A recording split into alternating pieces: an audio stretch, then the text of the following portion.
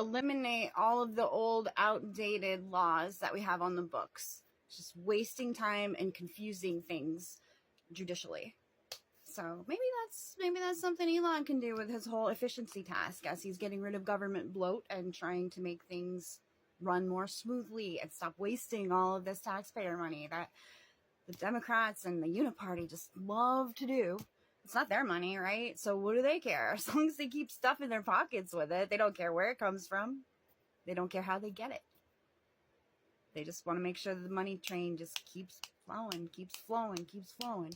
And they don't care that you don't get any of it. I would say when her brain broke and then she went into default, just blame Trump for everything mode, there was no joy, period, right? But she wasn't angry until the cognitive block.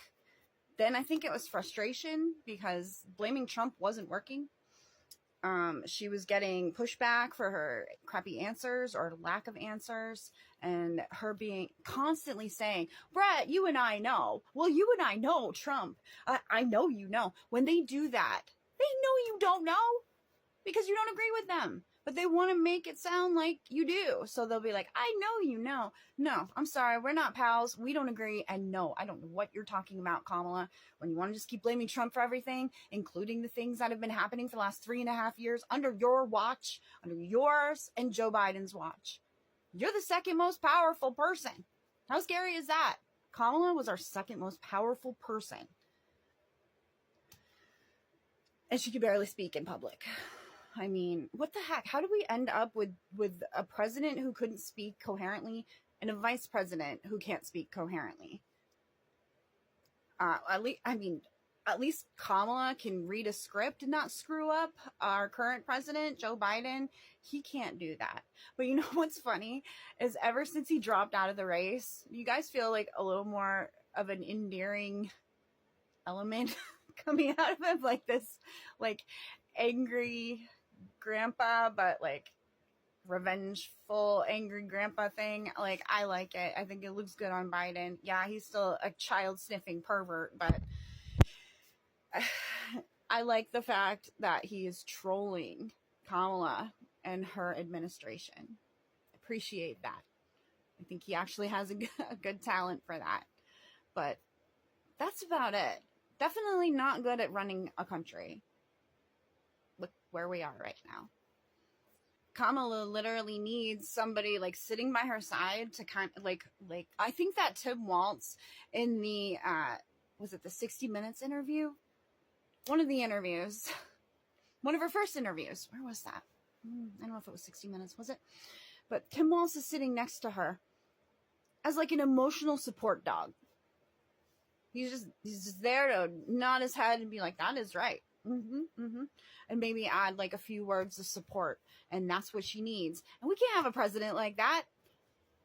This woman, this presidential candidate lost her temper 15 minutes into an interview with Bret Baier, where she had to go to default programming, blame everything on Trump. And when that wasn't working, just completely talk over every question that he asked her, every follow-up question he asked her. She kept talking and talking and talking. And you know what that is? That's disrespect. That's arrogance. That's being contentious.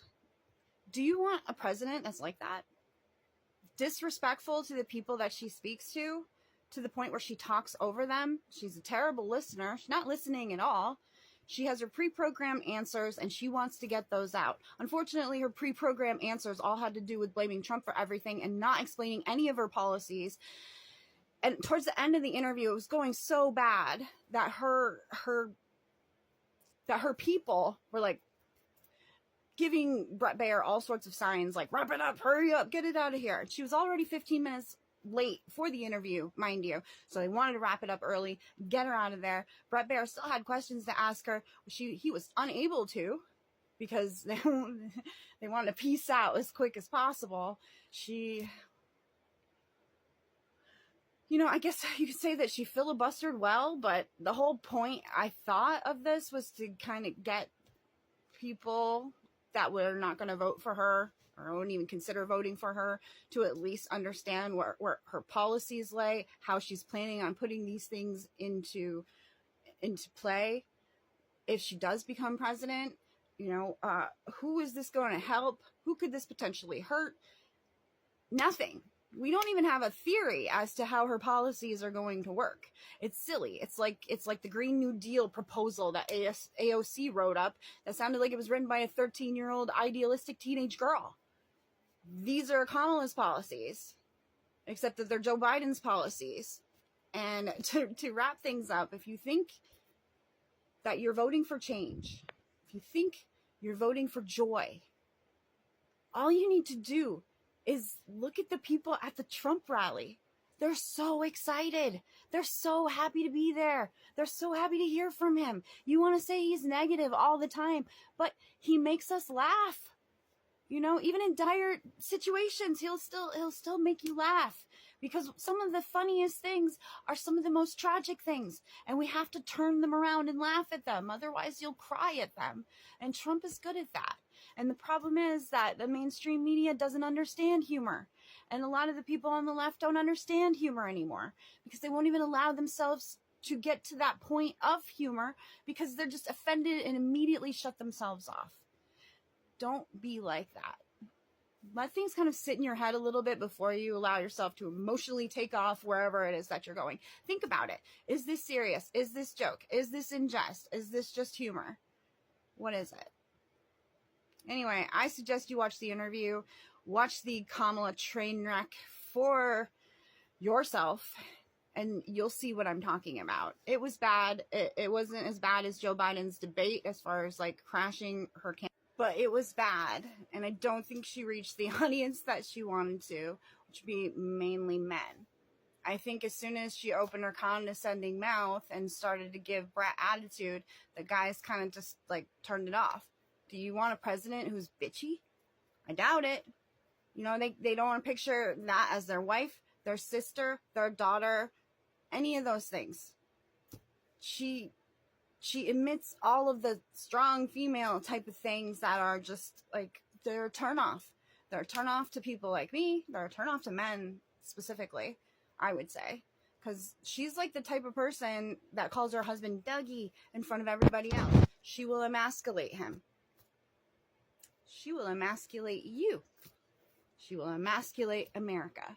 And that is not what we need right now. We need a strong man in charge. Because the candidates that we've had for females, between Nikki Harris and Kamala Harris, it's you get 150 of those and you get one Tulsi. So, Tulsis are rare. And I look forward to someone like Tulsi someday being our first female president. Kamala, girl, you are not it. Thanks for watching, you guys. I'll see you next time. God bless America. Bye.